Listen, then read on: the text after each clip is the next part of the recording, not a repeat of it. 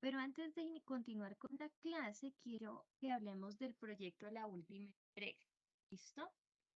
Entonces, bueno, realizaron, ayer fue el cierre del cargue de la entrega número 2, ¿cierto? Yo tengo 8 días para realizar la calificación, entonces yo creo que entre lunes y martes están recibiendo el correo de notificación de la calificación de la entrega número 2. ¿Listo? Para que hablemos con respecto a la entrega final número 3, es ya un poco más asociada a la aplicación y el análisis en contextos reales. Entonces, ¿qué nos propone el proyecto de investigación en esta etapa número 3? Recordemos que cada una de las entregas es un capítulo, es decir, es un trabajo en completitud. 3 entregas, no son trabajos por aparte, sino una única entrega que tiene 3 capítulos compuestos por las 3 entregas, ¿cierto? Entonces nos dice que la entrega 3 se denomina Buenas Prácticas Ambientales alineadas a los ODS. Dice, seleccione una empresa del documento de la bibliografía básica. Ahí les sugiere, pues, dentro de la bibliografía, en la parte final, ustedes tienen una bibliografía y artículos sugeridos, pero no significa que ustedes no puedan dirigirse a otro tipo de empresas. Es más, por internet a veces es mucho más fácil encontrar este tipo de empresas y más porque estas tienen la obligatoriedad, pues, de cumplir los requisitos de sostenibilidad y respeto ambiental. Entonces, a veces es mucho más fácil por ahí. Entonces, pueden utilizar la bibliografía sugerida, la que han venido trabajando, o buscar una empresa que ustedes encuentren la información. Entonces dice que primero contraste la información que se encuentra en las buenas prácticas con los requisitos del comunicado de progreso. Entonces, ¿dónde encuentran este comunicado de progreso que es denominado COP? En el enlace que está acá, ¿cierto? Ahí lo pueden revisar y les indica que deben elaborar una infografía. Recuerden que una infografía es una forma rápida de conocer toda la información de un texto, que yo pueda comprender el contexto en lugar de que sea un texto escrito largo, tenga palabras claves. Muchas de las infografías se utilizan a través de mapas mentales, a través de mapas conceptuales, a través de cualquiera de estos cuadros sinópticos, ¿cierto? Pueden utilizar herramientas de apoyo como Canvas. También hay otras aplicaciones de diseño donde ustedes pueden crear estas infografías. Recuerden que las infografías hace parte dentro de normas APA a figuras, y las figuras tienen una forma de presentación en APA, deben ir enumeradas, debe tener cómo es el título de la infografía, y en la parte inferior va la fuente. Entonces formulación propia basada en, porque sí la crean ustedes, pero se basarán en algún lado, entonces basada en el reporte COP, ¿cierto? Puede ser. Bien, entonces una vez ustedes elaboren esa infografía de los 5 pasos del comunicado, o sea, este comunicado tiene 5 pasos, entonces la idea es que ustedes lo lean y de ahí generen esa infografía. Identifique la parte del informe del caso de estudio donde se evidencia el cumplimiento de cada uno de ellos. Entonces aquí es donde ustedes van a buscar una empresa en las cuales ustedes logren evidenciar, y pueda que no las evidencien todos, y eso también hace parte del análisis. Aquí les indica pues que se evidencia el cumplimiento de cada uno de ellos, pero la verdad no todas la están cumpliendo, algunos están en el proceso de cumplirla. Entonces en algunos casos la empresa que seleccionen, ustedes van a indicar si cumple todo lo requerido, otra cumple esto, pero les falta eso, y eso también hace parte de ese proceso de poderlo analizar. Recuerden que para ampliar el caso de estudio pueden consultar la página oficial de la empresa seleccionada. Entonces, pues pueden entrar a Colombina, pueden entrar a Grupo Éxito, pueden entrar a Argos, a Cemex, ¿cierto? Entonces, que son páginas donde ellos publican todos sus reportes de sostenibilidad en sus páginas web. Entonces, utilicen empresas que encuentren toda esa información y hacen el respectivo informe asociado a esas prácticas de éxito. Ellos, por lo general, si ustedes buscan el informe gerencial o el informe de gestión que se presenta anual, ustedes allí pueden encontrar la información. Quizás, no estoy segura porque no todos lo hacen, ya encuentren publicado el informe de gestión de la presentación de estados financieros del año 2022 no creo que esté, pero pueden utilizar el reporte anterior, que ese sí debe estar cargado en las páginas web de estas grandes empresas. Entonces se pueden basar en esa. Muy importante indicar que desde con base al informe de gestión o al informe de sostenibilidad, que ellos a veces lo hacen por aparte de la empresa tal del año tal. ¿Cierto? Entonces, precisar esa información.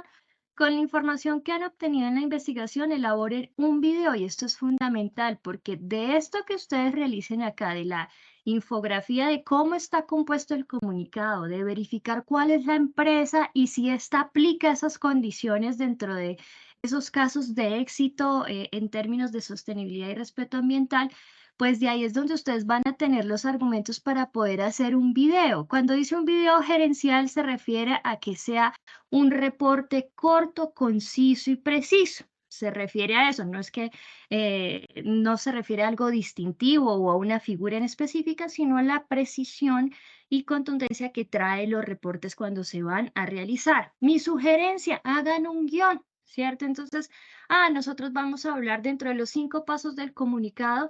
Esta organización, yo voy a hablar de estos 2 primeros, el otro compañero de estos 2, de estos otros 2, y armen un guión para que hagan esos videos bien realizados y no queden con huecos, o sea, eso que nosotros llamamos tiempos muertos, que se escuche fluido, porque es muy importante aquí en esta entrega. Pues no solo se va a realizar la revisión de la infografía, del análisis que realicen de la empresa, sino cómo ustedes realizan el proceso de argumentación y comunicación verbal. Hemos pasado una evolución de una comunicación escrita a una comunicación verbal.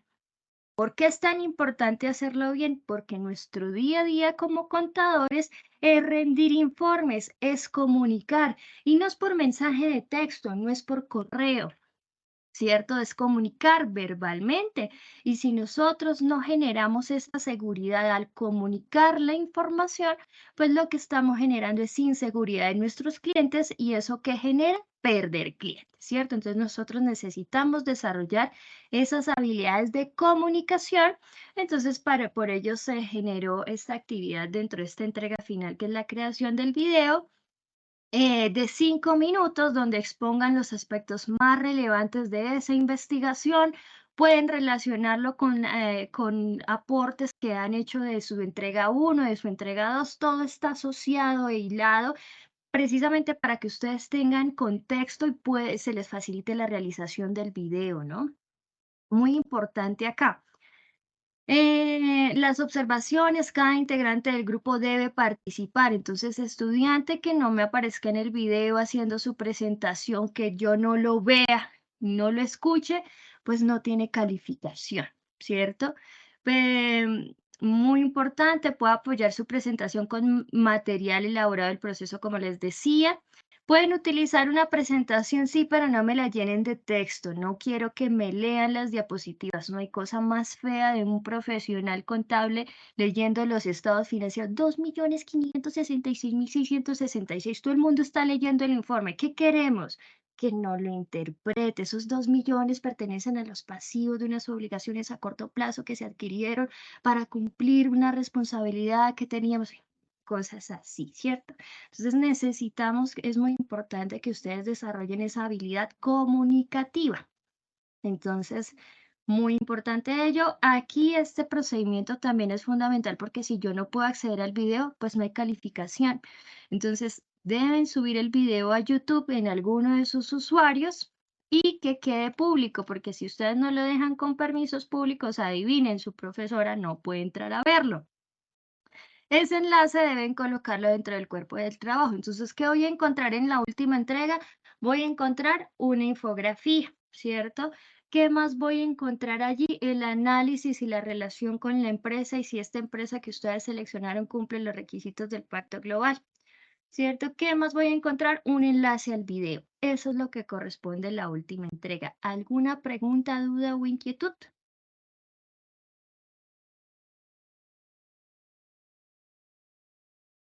Yo tengo unas preguntas, Dime, qué pena, dime. ignorarte la mano.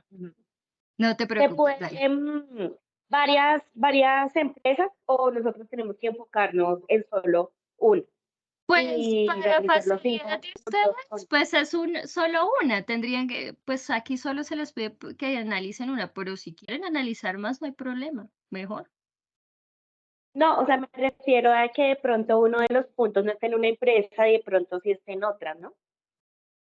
Por eso les digo, está ahí a su libre albedrío. Si ustedes seleccionan varias empresas, de todas las empresas tendrán que analizar los 5 pasos de la aplicación de ese informe, ¿cierto? Pero aquí solo para efectos del caso solo se les está pidiendo en una, ¿cierto? Entonces, pues ya es decisión de ustedes si ustedes quieren ampliar la investigación, que no está mal tampoco. ¿Listo? Ya. Con gusto. ¿Alguna otra pregunta antes de continuar? Bueno, entonces les deseo muchos éxitos en Yo, esta profe, última entrega. Dime, claro que sí. Cuéntame, sí, profe, Maricela. gracias. Profe, como tenemos que hacer un análisis, ese lo anexamos al documento que hemos elaborado en la primera y segunda entrega. Claro, como les decía al principio, este proyecto de investigación formativa es un único trabajo compuesto por 3 entregas. Cada una está hilada con la otra, ¿cierto? Cada una les permite llegar a ese alcance y exigencia que se pide en la última entrega.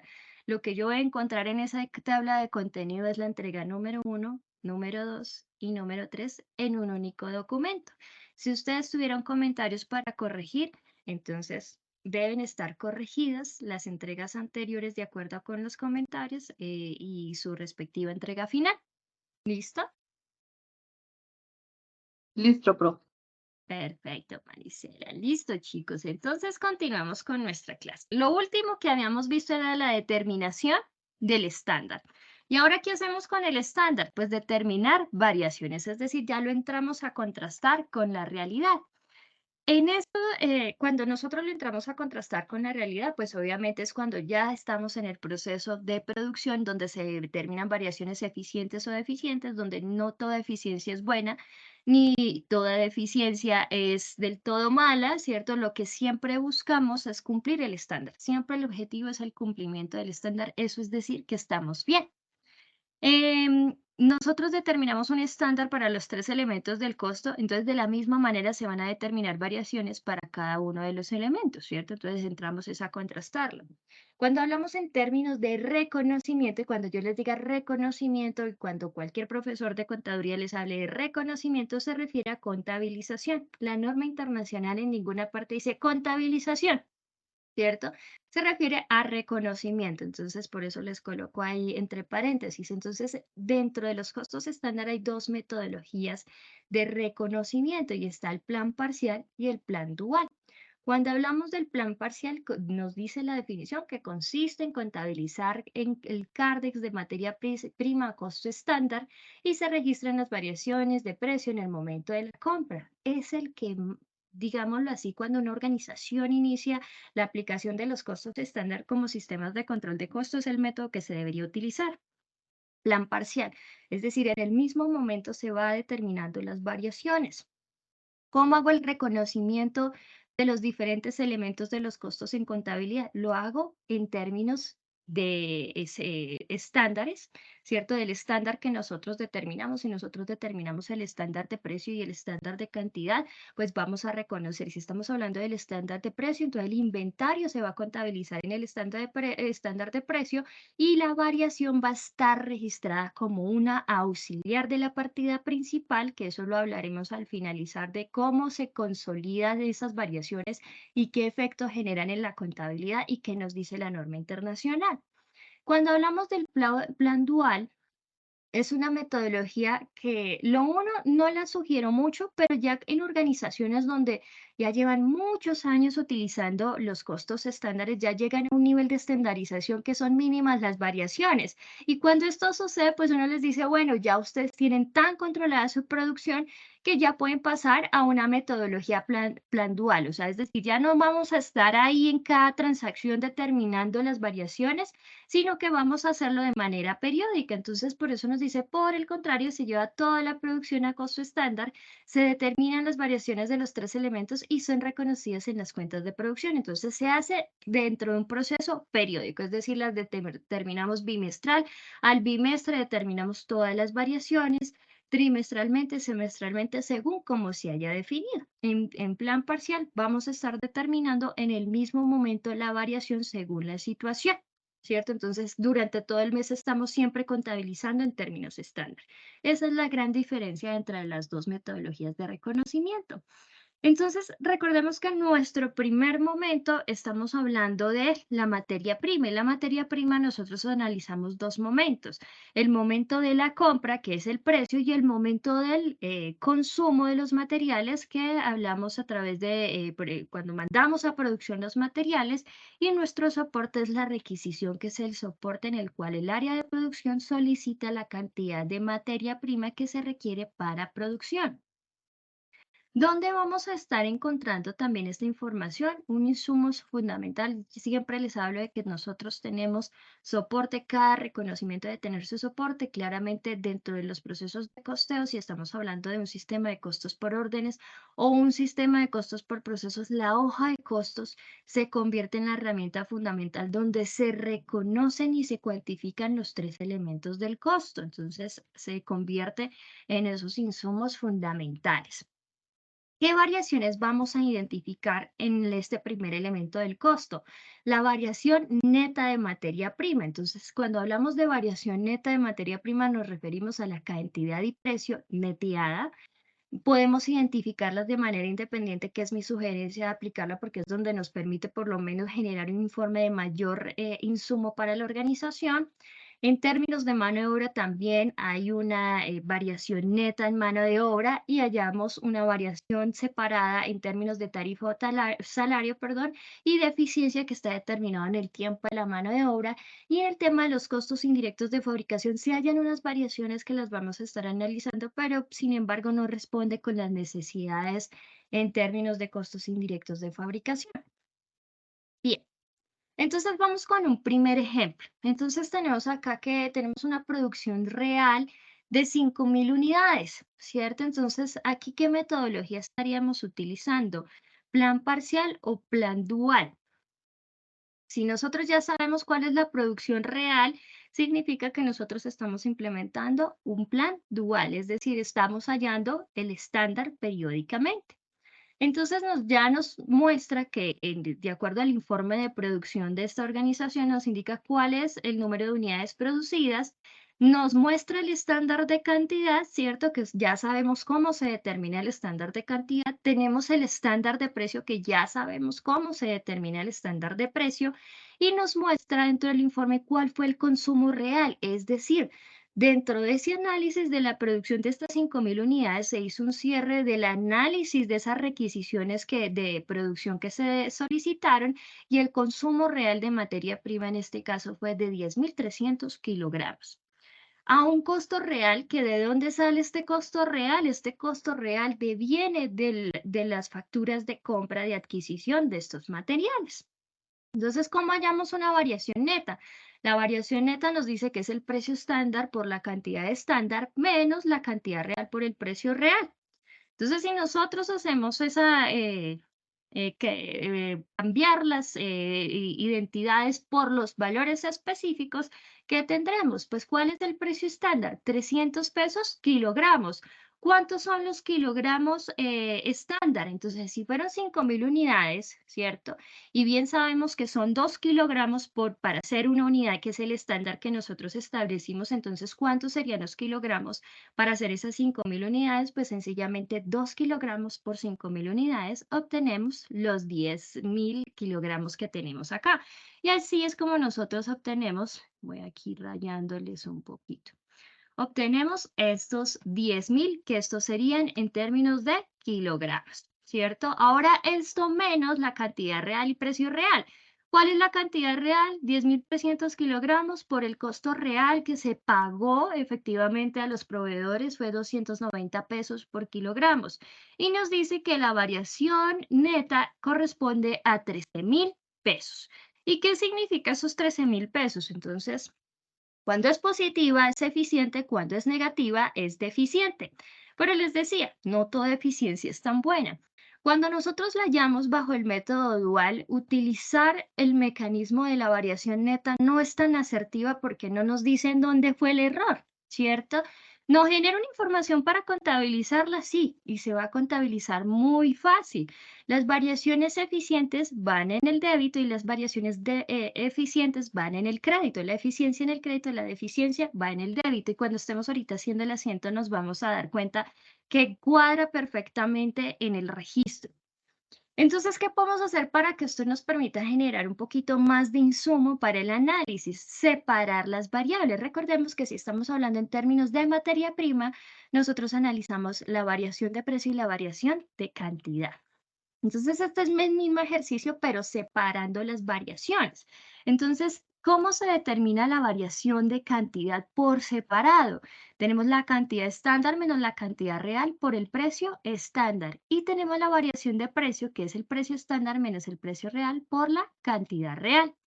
Si reemplazamos, tenemos 10.000 kilogramos, que ya sabemos que esa es la cantidad estándar, que son las 5.000 unidades por los 2 kilogramos, menos los 10.300 kilogramos, que fue lo realmente consumido a través de las requisiciones, por 300 pesos, que es el precio estándar. Entonces, ¿qué obtenemos? Una variación de cantidad deficiente. ¿Y esto qué nos dice? No era tan bueno como nos mostraba anteriormente que nos dio la eficiencia. Mire que en medio de todo está oculta una información importante. Es decir, esto que nos evidencia que hay un consumo mayor de materia prima en producción. Y aquí es donde hay que jalarle las orejas al supervisor de producción. Venga, porque usted ha autorizado estas requisiciones o si se están autorizando las requisiciones, si se está haciendo un control de las solicitudes por el área de operación al área de almacén. O preguntarle al almacén, bueno, almacén, contrastemos cuáles los insumos que usted le ha suministrado al área de producción y allí determinar cuáles son los errores, porque pueden suceder errores humanos. Dentro de esos errores humanos está precisamente que no se esté capacitando el personal para que tenga un buen tratamiento de la materia prima o pueda que se estén robando la materia prima, como pueda también que las mismas máquinas estén generando daños de la materia prima y esta requiera por términos de obsolescencia pues un cambio, ¿cierto? Entonces, mire todo lo que salió de hacer una separación de la determinación de las variables para mirar cuáles son las eficiencias y deficiencias reales. Miremos la variación de precio. En la variación de precios nos dice, bueno, precio estándar menos precio real por la cantidad real. Tenemos que nuestro precio estándar es 300 pesos, nuestro precio real es 290 pesos y la cantidad real consumida fue 10.300 kilogramos. Y tenemos una variación eficiente. ¿Y qué nos indica esto? Que esta eficiencia de 103.000 pesos significa que en el área de compras hicieron bien la tarea, la compraron más económica. Sin embargo, estos dos pueden tener relación de causalidad. ¿En qué sentido? Yo les decía que toda eficiencia en el momento de la compra de la materia prima no es tan buena porque nos puede representar problemas de calidad y quizás por esos términos de calidad es que el área de producción ha tenido que solicitar más materia prima porque no cumple las condiciones. Entonces, miren que esta información nos permite un poquito más de carnecita a la hora de generar un informe en la medida que nosotros vayamos haciendo los procesos de análisis de costos estándar. Si ustedes hacen la diferencia entre 103 menos 90.000, ustedes van a llegar a estos mismos 13.000. Pero miren qué diferencia de información podemos abstraer de hacer una separación de variables para identificar la realidad. Bien, ¿preguntas hasta ahí? Entonces, ¿cómo se reconoce? Entonces recordemos que cuando nosotros tenemos materia prima en proceso, ¿cierto? Cuando nosotros mandamos a producción la materia prima, utilizamos la partida 7. Si nosotros analizamos dentro de las partidas de costos que tenemos, si lo hablamos del catálogo general, porque depende a qué catálogo, hay muchísimos catálogos, y si hablamos en XBRL, pues eso nunca va a coincidir nuestros catálogos con XBRL, que es la taxonomía real de normas internacionales. Pero digámoslo así, que si estuviéramos utilizando el catálogo interno de Colombia general, estaríamos hablando que nosotros tenemos dos partidas de costos. Tenemos la 6 y la 7, ¿cierto? Que la 6 es costos de ventas y la 7 que es costos de producción. Aquí estaríamos hablando que la materia prima en proceso vendría a ser la 71, la 72 es mano de obra y la 73 es costos indirectos de fabricación. que esta partida 7, ¿cuándo se cierra? En dos circunstancias. Cuando se termina el producto, ¿cierto? Que obviamente se cancela y ahí se convierte en inventario. Y cuando estoy haciendo cierre del ejercicio a 31 de diciembre, porque nosotros no transferimos ni la cuenta 5, 6 ni 7 al año siguiente. Se cierran a 31 de diciembre para poder hallar la utilidad del ejercicio. Entonces, muy importante eso como recordéis. Bueno, y entonces la variación neta, recordemos que nuestra variación fue eficiente. La eficiencia va en el crédito, por eso nuestra variación neta va a 13,000 pesos al crédito. ¿De dónde sale la materia prima? Del inventario, ¿cierto? ¿De cuánto sale ese valor? 2,987,000 que corresponde al costo real y se cargó en materia prima el costo estándar, ¿cierto? Que era lo que nos decía la definición del plan dual. Tenemos sumas iguales y listo. Entonces uno dirá, bueno, ¿qué cuenta sería variación neta? Inventario y materia prima ya sabemos que es una 14, ¿cierto? Pero ¿cuál sería la variación neta? La variación neta como sugerencia se aplicaría dentro de un auxiliar dentro de la 71. Entonces recordemos que cuando nosotros estamos neteando las partidas, pues todas las partidas, movimientos débitos y crédito de sus auxiliares, al netear la partida mayor, pues deja el valor real.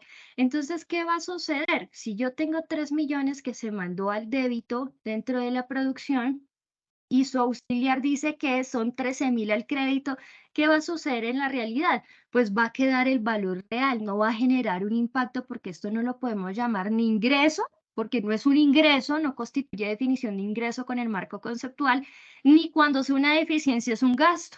¿Cierto? Entonces, ojo con eso, porque si no, eso es un ingreso, eso es un gasto. No son porque no constituyen dentro de la definición, según el marco conceptual, ni de ingreso, no cumple definición de ingreso, ni de gasto. Sencillamente estamos aplicando un sistema de control de costos que nos permita generar un reporte, pero nosotros realmente, ¿cuánto mandamos a producción? Pues el valor real de la materia prima que está en el CARDEX, ¿cierto?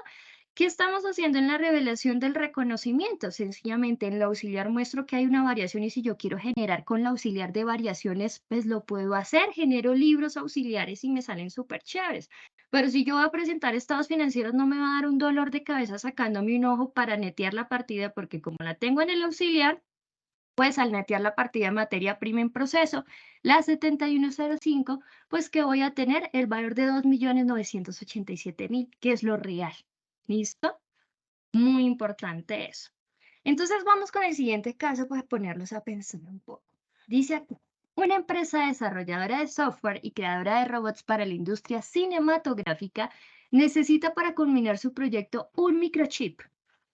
Su proveedor principal realiza la actualización de precios de sus productos por efecto de la apertura del mercado entre los países. La empresa realiza una compra de 50 microchips con un costo unitario de 245,000.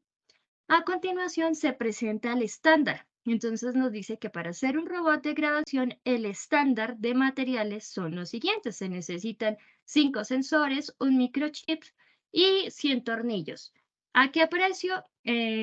Precio unitario de 976,000 un sensor, 240,000, perdón, los microchips y 400 pesos cada uno de los tornillos por tornillo.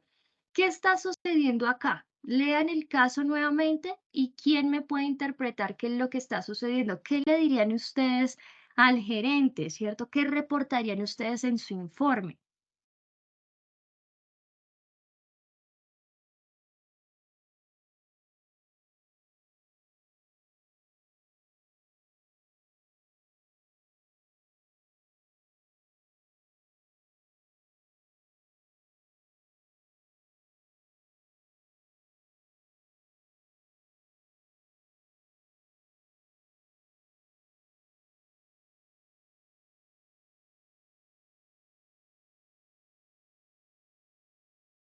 ¿Qué analizan mis contadores?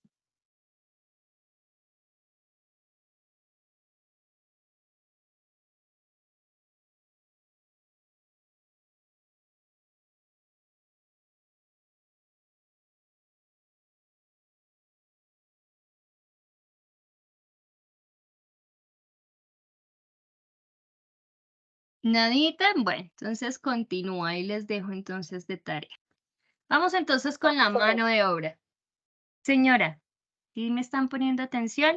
Zoraida, cuéntame, Zoraida. Dime. Estaba mirando, pues yo lo que veo ahí es que primero pues les falta un microchip para el proyecto y están hablando de que están haciendo una compra de 5 y más costosos porque el estándar es de 240.000, lo están comprando en 245.000. Bueno, entonces, ¿qué le dirías a la gerencia? ¿Qué reportarías tú? Pues para mí en estos momentos para terminar el proyecto me parece que se está invirtiendo en algo más costoso y cantidades que no son necesarias en este momento. Si solamente necesitamos uno y está más costoso, pues yo compraría solo el que necesito por el momento. Ok, Zoraida, ¿alguien más tiene alguna otra opinión con la situación?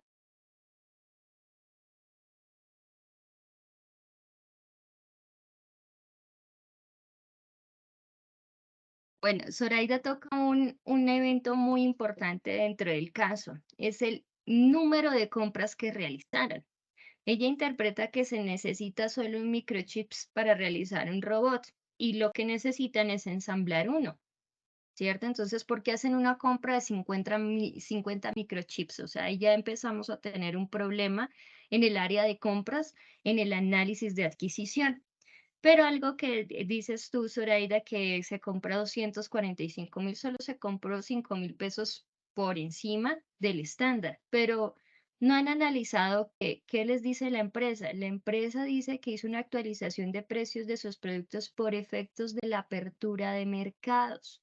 Entonces, esa actualización, ¿qué va a implicar? Pues que hay que cambiar el estándar. ¿Cierto? El estándar no lo puedo seguir dejando de 240.000 porque va a suceder una situación permanente y a largo plazo. Es decir, en ese estándar yo lo tendría que cambiar a 245.000 para que no me genere esas variaciones porque claramente es una situación que se va a dar de manera permanente y a largo plazo. Lo que sí no hicieron bien fue una compra tan alta de 50 microchips dentro de la adquisición cuando se requiere solo uno. Diferente a si estuviéramos hablando de tornillos que sí se requieren una mayor cantidad. Bien, vamos a hablar, gracias Zoraida por participar, vamos entonces a hablar de la mano de obra. Entonces, de la mano de obra, recordemos que nosotros estuvimos analizando dos aspectos en la determinación del estándar. El estándar de salario o la tarifa o la remuneración y el estándar de cantidad que está asociada a la eficiencia o al tiempo. Y los dos se analizan dentro del proceso de producción, pero sus resultados y responsabilidades son totalmente ajenos. Mientras cuando nosotros hablamos del estándar de precio o de salario o de tarifa, pues eso no está en manos de los operarios. O sea, pues ¿qué más quisiera uno como operario poder definir cuánto voy a ganar? No lo puedo hacer, eso está estipulado ya en un contrato laboral. ¿Cierto? Entonces, ¿quién entraría a ser el responsable de las variaciones eficientes o deficientes que se den en el estándar de salario o de tarifa? El supervisor de producción, que es la persona quien avala los pagos, las horas adicionales, recargos y demás, ¿cierto? Pero si hablamos en temas de aspectos de tiempo con relación al nivel de la producción, aquí sí la responsabilidad pues entra a ser también del supervisor de producción, pero en especial de los operarios, porque significa que si, pues, si es deficiente, los operarios están bajando su productividad y si es eficiente, pues está sucediendo algo motivacional dentro de la organización, ¿cierto? Entonces, miren que depende cuál vaya a ser la variación en donde nosotros entraremos a analizar. Les decía un poco que cuando nosotros analizamos tiempos y movimientos dentro de los operarios, pues utilizamos algo que coloquialmente llamamos marcar tarjeta, ¿no? Y que viene de la revolución industrial de que llegar y perforaban en la hora en la que hubiera llegado, marcaban en la hora que hubiera llegado y así podían determinar tiempos y movimientos. Eso en la actualidad, por lo general, se traduce en una hoja Excel o se traduce en un archivo HTML plano, ¿cierto? Ya sea biométrico, por IP, como sean, ya se han creado diferentes metodologías para hacer control de tiempos y movimientos. Vamos con un ejercicio, un ejemplo. Entonces nos dice, son las mismas 5.000 unidades, pero aquí el estándar que vamos a analizar es el de mano de obra.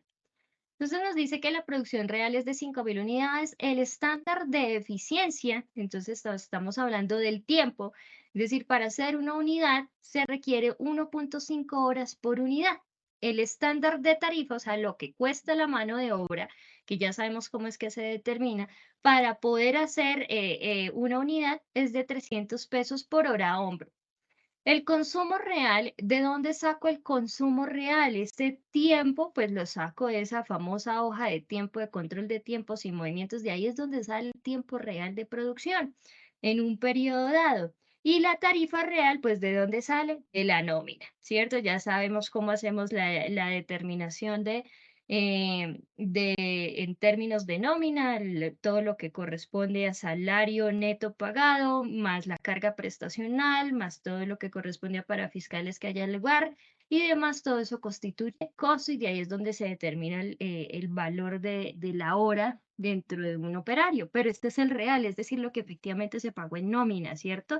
El de estándar es el que se supone que es el parámetro de comparación que nosotros determinamos con la metodología que hicimos. Entonces vamos a hallar la variación neta de mano de obra. Nos dice que esta variación neta de mano de obra es la tarifa estándar por las horas reales menos la tarifa real por las horas reales. Entonces, ¿cómo traducimos esto? Entonces tenemos, ¿cuál es la tarifa estándar? La tarifa estándar nos dice que es 350 pesos hora, ¿cierto?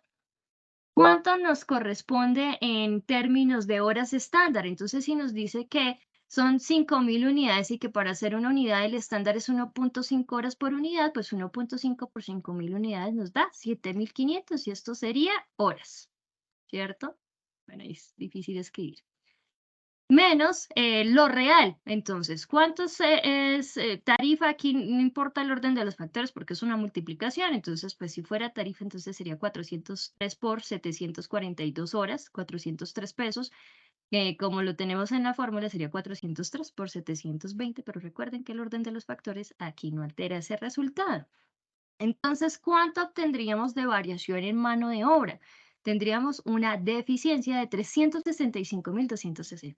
¿Y eso qué significa? No, señor gerente, nosotros tenemos una variación deficiente gravísima de mano de obra de 365.260. ¿Y eso para qué? No, pues la mano de obra. Entonces aquí no nos genera una información sustancial. La llamamos la general para poder reconocer, pero no nos genera información. Entonces, para que nos genere un poquito más de sustancia, entonces vamos a hallar las variaciones independientes. Recordemos, variación de eficiencia o tiempo es lo mismo y variación de tarifa, salario o remuneración. Entonces, ¿cómo hallamos la variación de eficiencia? Tenemos las horas estándar menos las horas reales por la tarifa estándar. ¿Cuántas son las horas estándares? 7.500 horas menos 7.400 horas, que son las reales, por 350, que es la tarifa estándar. ¿Cuánto obtenemos? Nos dice que la variación de eficiencia es 28.000 pesos eficiente. Miren que de hablarnos de una deficiencia de 365.000, estamos hablando que en términos de tiempo, es decir, los operarios son muy buenos trabajadores, son unas hormiguitas, están juiciosos trabajando en producción. Miren que la variación es tan pequeña que podríamos decir que estamos cumpliendo el estándar, que nuestro problema no son los operarios. Entonces, ¿dónde está el error? Vamos a mirar en la variación de tarifa. Nos dice que es la tarifa estándar menos la tarifa real por las horas reales. Y aquí es donde encontramos el resultado y la falla. La variación de tarifa encontramos que es deficiente en 393.260. Y entonces, ¿de quién es la responsabilidad? Aquí sí es de la persona que autoriza los pagos y las horas de pago. Recordemos que cuando nosotros pactamos un contrato laboral con nuestros operarios, pues obviamente ahí ya está fijado unos valores. ¿Dónde está? O sea, podríamos decir que la mano de obra es fija. ¿Dónde está la variabilidad de la mano de obra? La variabilidad está en las horas adicionales, recargos dominicales o festivas. Ahí es donde está el efecto de la variabilidad en la mano de obra, porque independientemente que ellos produzcan o no, pues yo tengo que pagarle su salario y esa fue la preocupación durante pandemia de cómo pagar salarios, cómo pagar arriendos y cómo pagar las cuotas de los bancos. Cuéntame, Claudia, que veo que tienes la manito levantada.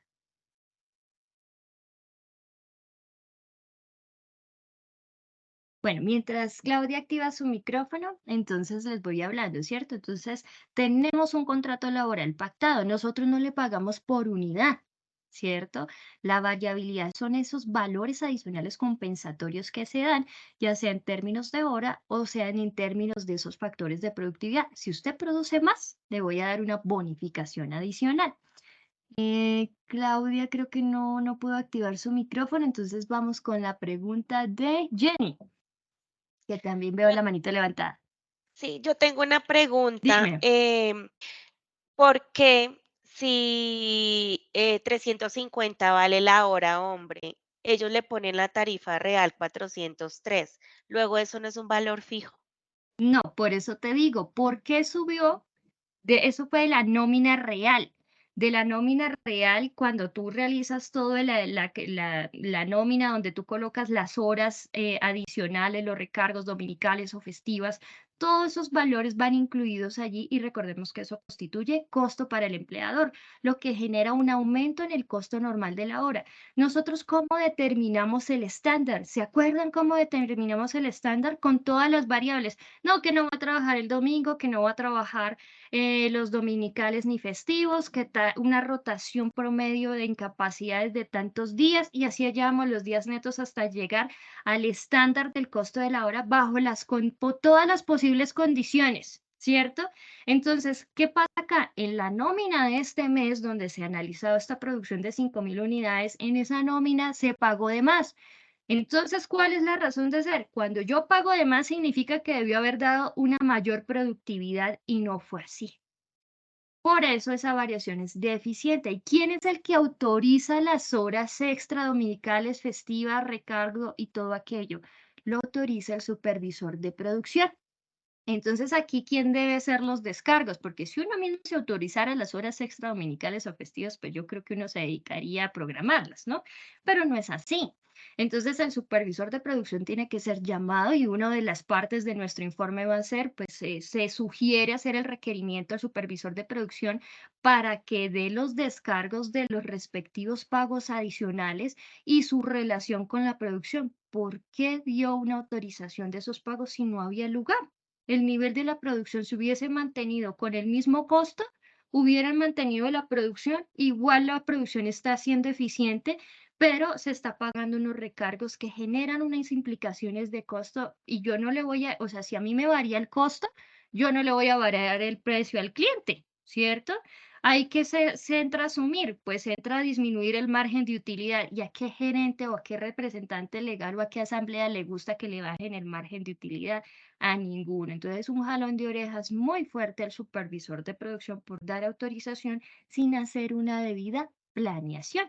Y es que a veces ahí tienen ciertos, digámoslo coloquialmente, chanchullos entre el supervisor de producción, pero ¿cómo lo podría identificar si no estuviera estableciendo unos costos estándares? No habría manera porque los soportes están, o sea, todo está legal, todo se contabiliza normal.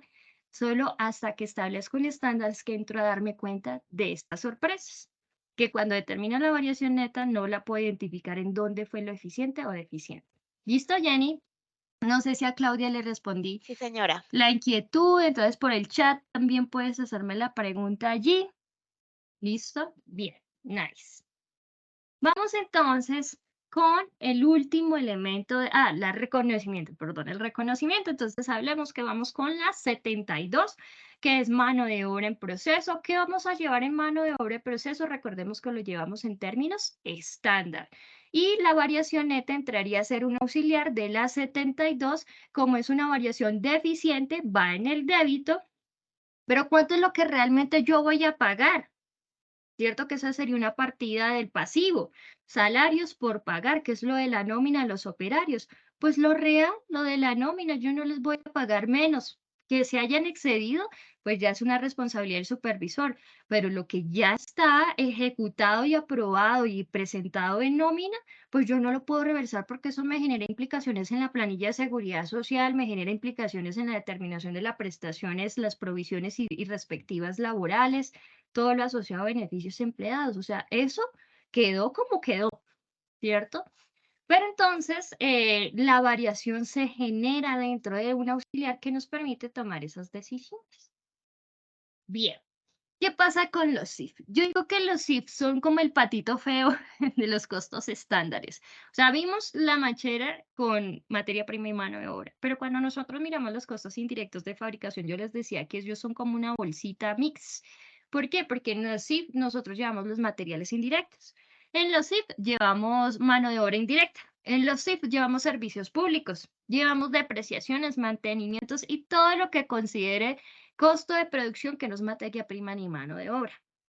Por lo tanto, en esos SIF, o sea, cada uno de esos que yo llevo allá en esa bolsita de los costos indirectos de fabricación, que es fundamental porque obviamente necesito de los tres para que sea costo de producción, pues cada uno de ellos se cuantifican de maneras diferentes y eso nos va a generar un problema porque yo no puedo hacer el estándar de los materiales indirectos, el estándar de la mano de obra indirecta, el estándar de los servicios públicos, el estándar no se determina de esa manera y menos si estoy hablando de un sistema de costos por procesos, que ya ves, hablamos que son procesos masivos, continuos, divididos por departamentos, centros de costos, líneas de producción, una cosa gigante. Entonces, lo único que hacen, que aquí fue lo que recordamos, me dice aquí Marcela que si está intermitente el internet. ¿Está intermitente a mi internet o me han escuchado bien? No, no está intermitente. Está bien. Gracias. Marcela, entonces revisa de pronto tu internet. Nos vas contando. Entonces les decía que nosotros nos vamos a basar en lo que ya habíamos repasado cuando determinamos el estándar, que fue las tasas predeterminadas de los costos indirectos de fabricación, que es lo que nosotros utilizamos para poder asignar los SIF. Porque aparte de que todos son diversos, no todos llegan al mismo tiempo, ¿cierto? Hay servicios públicos que llegan bimestrales, no llegan en la misma fecha, no todo sucede en el mismo momento. Imagínense uno diciendo, no, yo todavía no le puedo vender porque no sé cuánto es el costo y no puedo determinar el precio, pues no puedo hacer eso, ¿cierto? Entonces las tasas predeterminadas, como su nombre nos indica, nos sirve para predeterminar, anticipar un aproximado de esos posibles costos indirectos de fabricación para poder tener la fórmula completa, determinar costo total de producción, hallar costo unitario, precio de venta y demás, ¿cierto? Entonces, ¿qué pasa en el estándar? Entonces, utiliza la misma tasa, pero estaríamos hablando de tasa predeterminada CIF real y tasa predeterminada CIF estándar. Eso es lo que hicieron. Por eso es que no responde como tan bien a las necesidades porque engloba todo, ¿cierto? Entonces, si yo digo, no, es eficiente. ¿Y en dónde fue eficiente? Fue eficiente en la mano de obra indirecta, o sea, el supervisor fue eficiente, o fue eficiente en los materiales indirectos, fue eficiente en los servicios públicos, en las depreciaciones. ¿Dónde fue eficiente? Difícil. Y más en esos procesos de producción masivo, difícil. Entonces, los SIF no responden y siempre será un problema, o sea, yo creo que el único más cercano a llegar a la realidad del costo de producción son los costos basados en actividades, pero tenemos un problema con los costos basados en actividades que no es un modelo contable, ni está asociado a la contabilidad, entonces tenemos otro problema. Entonces, digamos que lo que se busca con estos sistemas de control es tener un acercamiento para poder medir y controlar en alguna medida algo que nunca se ha controlado y mejorar la productividad. Entonces, pues cualquier herramienta que sirva para el control hay que tratar de implementarla. Bueno, yo les traía este ejercicio, pero en este nos demoramos un poquitico más y nosotros ya hicimos el repaso de tasas, ¿cierto? Que hicimos un Kahoot, ese ya lo hicimos, ¿cierto? Donde determinamos diferentes tasas SIF. Creo que sí, ya lo hicimos en la clase antepasada. Bueno, entonces, cuando hablamos de o sea, ya sabemos calcular la tasa, que es los SIF presupuestados sobre la base presupuestal y que la base presupuestal depende del tipo de producción, ¿cierto? Cuando nosotros vamos a determinar las variaciones, existen dos métodos, el método de 2 variaciones y el método de 3 variaciones. Pues no es que aporten mucho, pero vamos a mirar, para que entiendan qué es lo que se ve. Entonces, el método de 2 variaciones, pues solo analiza pues, la variación de los costos generales SIF, entonces entre los reales y los estándar, y pues en términos de mano de obra, es decir, analiza la eficiencia y la capacidad que tiene la organización, pero en términos generales, o sea, no puedo saberlo de manera específica. Y el método de 3 variaciones, pues sencillamente hace una incorporación de una variable adicional, que ya la vamos a mirar. Entonces vamos a ver un ejercicio de 2 variables. de 2 variaciones. Este es un sistema es un proceso de producción. El ejercicio se basa en un sistema de producción totalmente tecnificado. ¿Por qué? Aquí no vemos mano de obra. A cómo sea el modelo de producción, pues depende cuál sea la mejor metodología que yo pueda aplicar. Si estamos hablando del método de 2 variaciones y es un proceso tecnificado o es híbrido, si es híbrido no me sirve, si es tecnificado sí me sirve, ¿cierto? Entonces, cuando es híbrido o totalmente manual, pues el mejor método es utilizar el de las 3 variaciones, que esa es otra forma de poder identificar cuál de los 2 métodos se asocia mejor a la organización. Entonces, ¿qué nos dice acá? Nos dice que las unidades que se presupuestaron fueron 5.000 unidades y las horas máquina son 20.000. ¿De dónde salen esas 20.000? Entendiéndose que las horas máquina, es decir, las estándar por unidad, son de 4 horas. O sea, para hacer una unidad, la máquina se demora 4 horas. Y si son 5.000 unidades las que se presupuestan, pues nosotros tenemos que son 20.000 horas máquina totales, ¿cierto? 4 por 5, 20. Nos dice que los SIF, recordemos que SIF tenemos también otra clasificación. Los tenemos fijos y variables. ¿Cuáles son los fijos? Los arrendamientos, las depreciaciones y las hallo por método de línea recta son fijas. Los servicios públicos, recordemos que tienen una parte fija y una parte variable. ¿Y cuáles serían los SIF variables? Entendamos que los materiales indirectos y pues la variabilidad que tengan los servicios públicos. Entonces, ahí tenemos esa distinción entre los dos y que no son lo mismo, ¿cierto? Y hay que hacer esa clasificación. Entonces nos dice acá que los SIF fijos presupuestados corresponden a 1.400.000 y los SIF variables presupuestados de acuerdo con el nivel de producción son 2 millones. ¿Qué pasó con lo real? Esto es lo real. Entonces, lo que efectivamente sucedió, la organización proyectó al inicio del periodo 5.000 unidades por hacer y esto era lo que tenían estandarizado. Pero lo que realmente sucedió fue que se produjeron más unidades, 5.180. Uno diría, bien, ¿cierto? Eso está genial. Las horas máquinas reales fueron 20.202. ¿De dónde fueron esas horas máquinas? Pues todo el seguimiento que le hacen al nivel de producción para poder hacer esas 5.180. Los CIF reales del periodo, o sea, el total entre fijos y variables reales, o sea, lo que efectivamente pagaron. ¿Cuándo yo podría saber esos CIF reales del periodo? Pues hasta que ya tengas todos los servicios públicos, hasta que ya haya pagado la nómina, incluyendo el supervisor, hasta que se hayan hecho hasta el periodo determinado el nivel de producción, las compras de los materiales indirectos, o sea, hasta que todo, en ese momento yo puedo decir que tengo los CIF reales, ¿cierto? Que es lo de verdad que se está cuantificando, se está usando. Entonces, las dos variaciones consisten en determinar la variación de eficiencia que está dada en el tiempo y la variación de tarifa. Este también nos va a generar una variación neta que es lo que nos va a permitir poderlo contabilizar mejor, aunque no significa que yo no pueda contabilizarlos por aparte, también lo puedo hacer, no hay problema.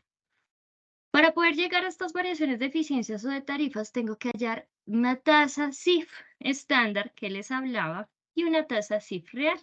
Recordemos que son los SIF presupuestados sobre la base presupuestal. Entonces, ¿qué es lo estándar? Entonces, tengo la sumatoria de estos dos, ¿cierto? Los SIF fijos y los SIF variables, ¿cierto? Entonces, por eso tengo 1.400.000 más 2 millones entre paréntesis. Si no le pongo el paréntesis, me hace otra operación. Recuerden que la calculadora, el celular, el computador, el Excel, todos son muy buenos, pero hay que darles buenas órdenes, ¿cierto?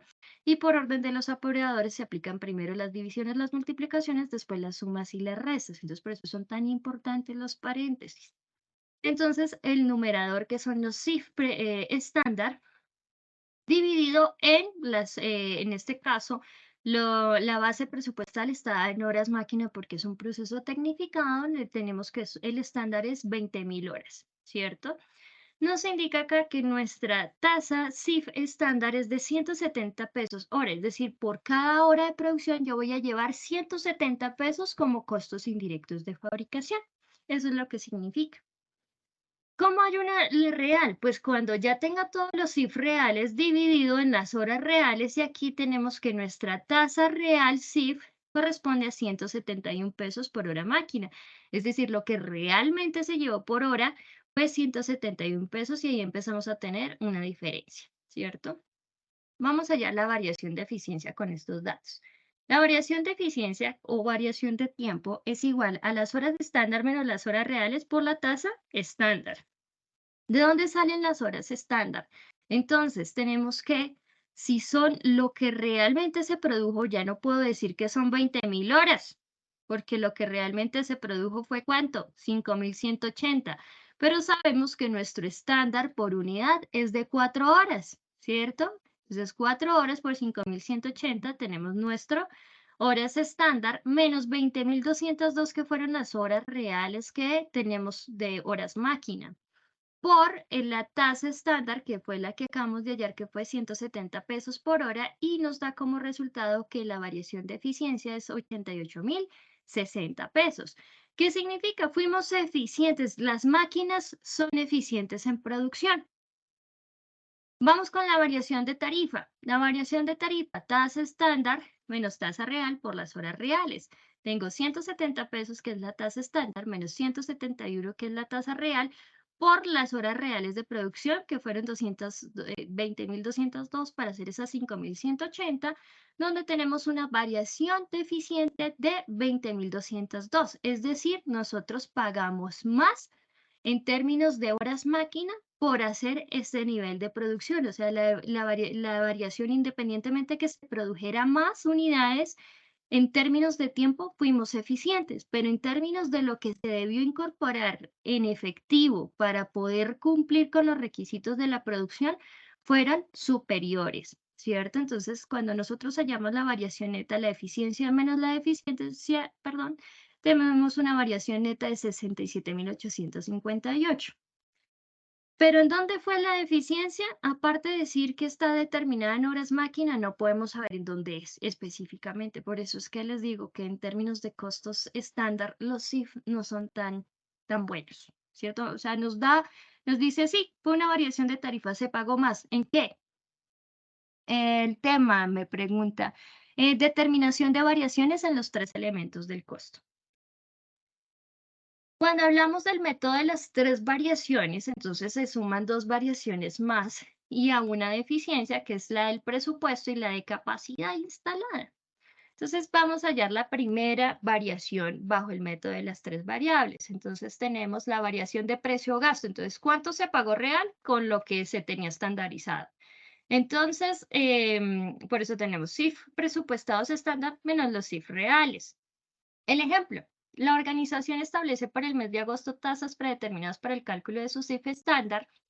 Para ello, de acuerdo con su experiencia, la tasa presupuestal de 300 pesos por hora y su base presupuestal está basada en producción, donde establecen que son 1.500 horas.